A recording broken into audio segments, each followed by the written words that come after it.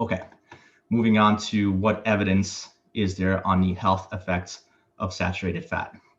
So the authors start off by going over all of the observational data, and I'll kind of explain what that is, but let's just start with this.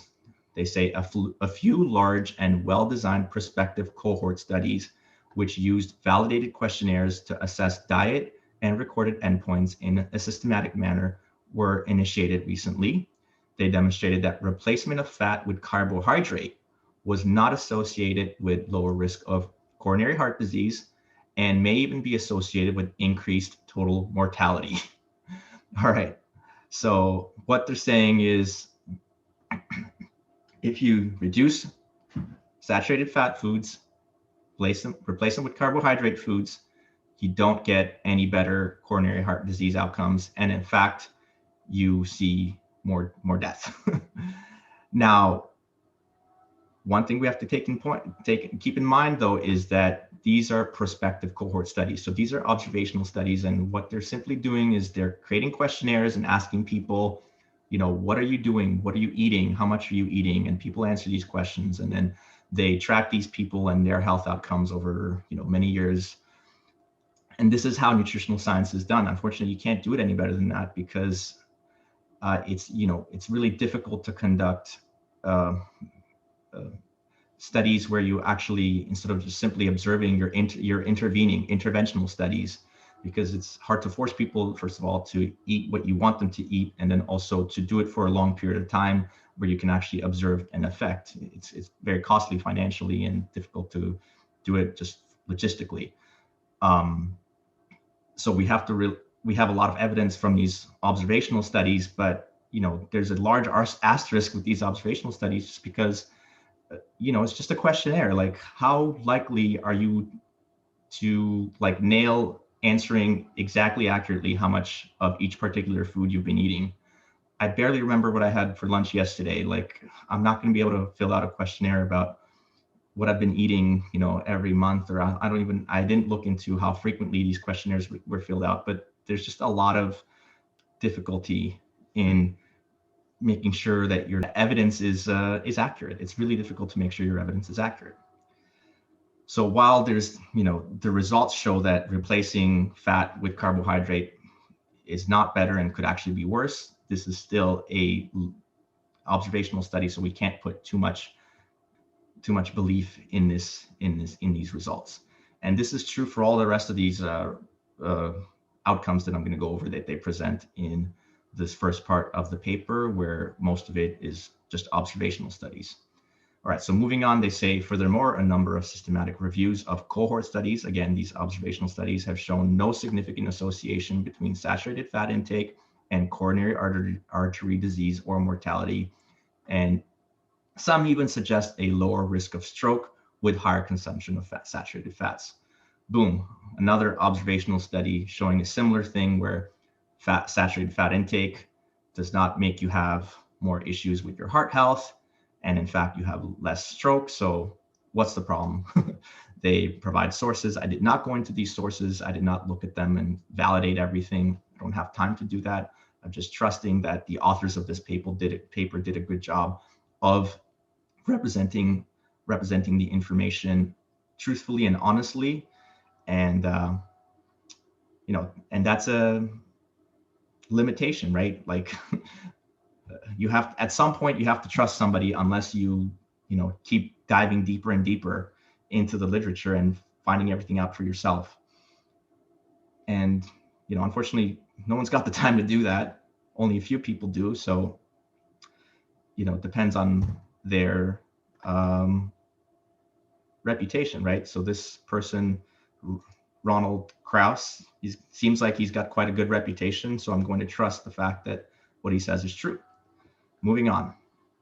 Another 15 prospective cohorts worldwide with over 33,000 people demonstrated that biomarkers of very long-chain saturated fatty acids were not associated with coronary heart disease, and if anything, levels in plasma or serum may be inversely associated with coronary heart disease. Okay, just another observational study, this time with people worldwide, not just in one particular part of the region. with a similar outcome showing no association of coronary heart disease and saturated fatty acids. The next piece of evidence they present is another observational study of 135,000 people, so it's a large number of people, mostly without cardiovascular disease, from 18 countries, 5 continents, low and middle income countries. Increased consumption of all types of fat, saturated, mono, and polyunsaturated as well, was associated with lower risk of death and had a neutral association with cardiovascular disease.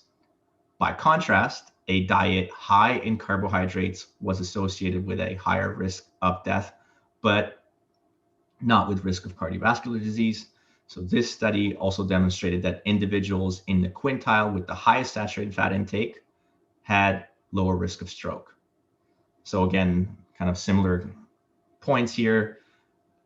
Higher fat intake does not increase risk of cardiovascular disease.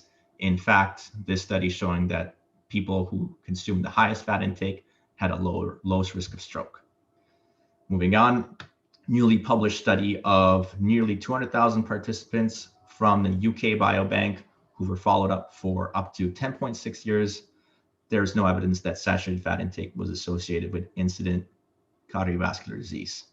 In contrast, the substitution of polyunsaturated for saturated fat was associated with higher cardiovascular disease risk. Although there was also a positive relation of saturated fat intake with all-cause mortality, this became significant only with intake well above average consumption. So another one with a large number of people, specifically from the UK, showing that increased saturated fat intake did not have a higher incidence of cardiovascular disease, and that in fact, when you replace the polyunsaturated, which are thought to be the healthy fats, for the saturated fats, which are thought to be unhealthy, that's when you have higher cardiovascular disease risk. Interesting. And they do say, though, that with excessive amounts of saturated fat intake, they did have an association with all-cause mortality, only though when this was well above the average consumption. Again, I did not look into the source to see what the average consumption was, but yeah, this is just an association, as always, and association is not causation, and that's true for all of the evidence presented so far in the paper. And so the authors say, for dietary carbohydrate, higher consumption, mainly from starchy carbohydrates and sugar, was associated with higher risk of cardiovascular disease and mortality. Okay, so we've seen a couple of different studies that are hinting at the fact that saturated fats are safe, but it's actually the carbohydrates that could potentially be what's dangerous. But for some reason, the suggestion is to decrease saturated fat intake and nothing about decreasing carbohydrate intake. So the conclusion that the authors of this paper come to at the very end of this paragraph here, they say there is little need to further limit intake of total saturated fat for most populations. By contrast, restricting carbohydrate intake, particularly refined carbohydrates, may be more relevant today for decreasing the risk of mortality in some individuals, example those with insulin resistance and type 2 diabetes. 100% agree with that statement at the end there.